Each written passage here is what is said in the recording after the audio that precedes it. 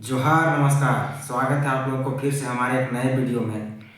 आज आखिर अंततः सीसीएल रांची में क्यों विस्थापित समन्वय समिति सहित जेल कैंप की पार्टी के साथ मीटिंग करने के लिए हुआ मजबूर।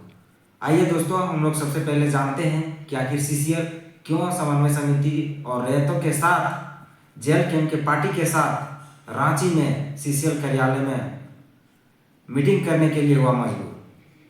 दोस्तों, कुछ दिन पहले एक मुद्दा आया था जिसमें टाइगर जयराम महतो के ऊपर अवैध क्वार्टर कब्जा को लेकर एक मुद्दा आया था और वहीं बेरमो में सीसीएल का जो बैठक चल रहा था, सीसीएल में विस्थापितों को लेकर जो धरना प्रदर्शन चल रहा था, उस धरना प्रदर्शन में लगातार वहाँ के लोग सीसीएल के विरुद्ध धरना प्रदर्शन कर रहे थे और जिस प्रकार से विस्थापितों को वहाँ हक अधिकार नहीं मिल रहा था, जिस कारण से विस्थापित लगातार अपना आवाज़ को उठाने का प्रयास कर रहे थे।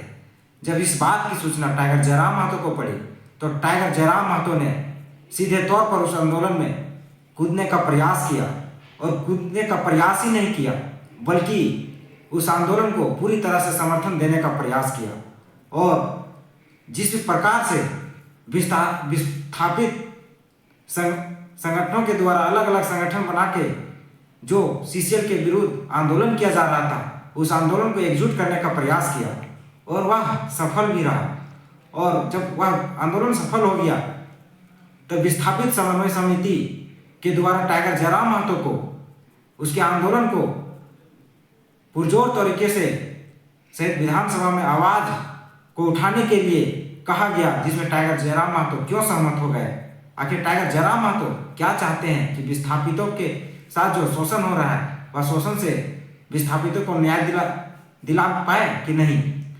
इसलिए दोस्तों, आज हम लोग बात करेंगे, जब से ये आंदोलन विस्थापन का जो आंदोलन चल रहा था बेरमो में, टाइगर जयराम महतो ने अपना हुंकार भर दिया था कि 6 जनवरी से पूरे सीसीएल क्षेत्र में चक्का जाम कर दिया जाएगा और यहाँ सीसीएल से निकलने वाली लाखों टनों कोयला जो निकलती है, बड़े बड़े ट्रकों में निकलती है, वो कहीं ना कहीं बाधित हो जाएगी और सीसीएल को बड़े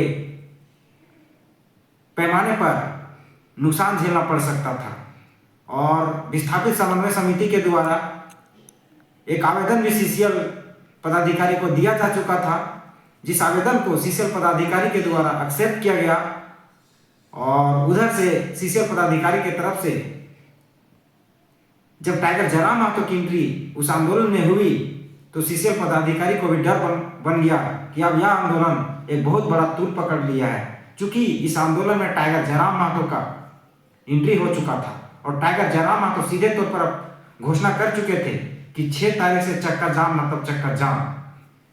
जब इस बात की जानकारी सीसीएल पदाधिकारियों को हुआ तो सीसीएल पदाधिकारियों ने विस्थापित समन्वय समिति के जो अध्यक्ष हैं उनको सीधे तौर पर पत्र लिख के जानकारी दिया कि आप जो 6 तारीख को चक्का जाम करने वाले हैं, उस चक्का जाम को आप रोक दें। सीसीएल आपसे वार्ता करने के लिए तैयार है। सीसीएल वार्ता करने के लिए तैयार है और जो चक्का जाम है, जिससे काफ़ी सीसीएल को भी नुकसान हो सकती थी, और इस कारण से जो सीसीएल ने उस आंदोलन को रोकने का प्रयास किया और उन्होंने कहा कि आइए रांची में सीसीएल के वरीय पदाधिकारियों के साथ मिलकर बातचीत करते हैं और यहाँ के जनता के साथ, यहाँ के लोगों के साथ, यहाँ के विस्थापितों के साथ और बेरमो के मजदूरों के साथ और सीसीएल क्षेत्र में जितने भी लोग कार्यरत हैं और वहाँ के जितने भी लोग डिस्प्लेसमेंट हो चुके हैं, विस्थापित हो चुके हैं, उनके हक और अधिकार के लिए बात करते हैं। उसी क्रम में आज त्रिपक्षीय वार्ता हुई, जिसमें जेल कैंप के वरिष्ठ प्रवक्ता विजय सिंह जी रहे, विस्थापित समन्वय समिति के तमाम पदाधिकारीगण रहे, सहित सीसीएल के तमाम पदाधिकारीगण रहे।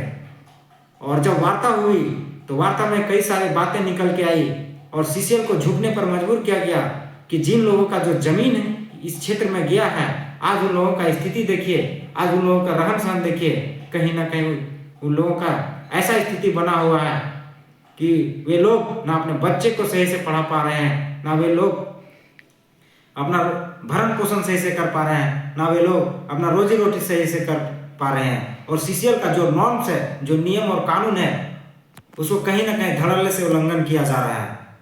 और विजय सिंह के द्वारा एक बात को और रखा गया मीडिया के सामने कि आज सीसीएल उस क्षेत्र का जमीन को अधिग्रहण किया है तो वहां कोयला माफिया कहां से पनप रहा है।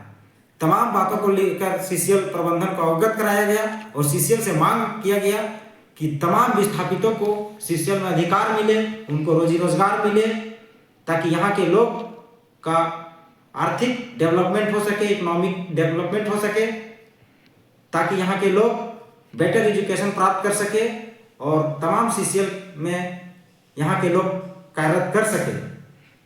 बाकी आप लोग क्या सोचते हैं, क्या यह वार्ता होनी चाहिए था सीसीएल के साथ या नहीं होनी चाहिए था?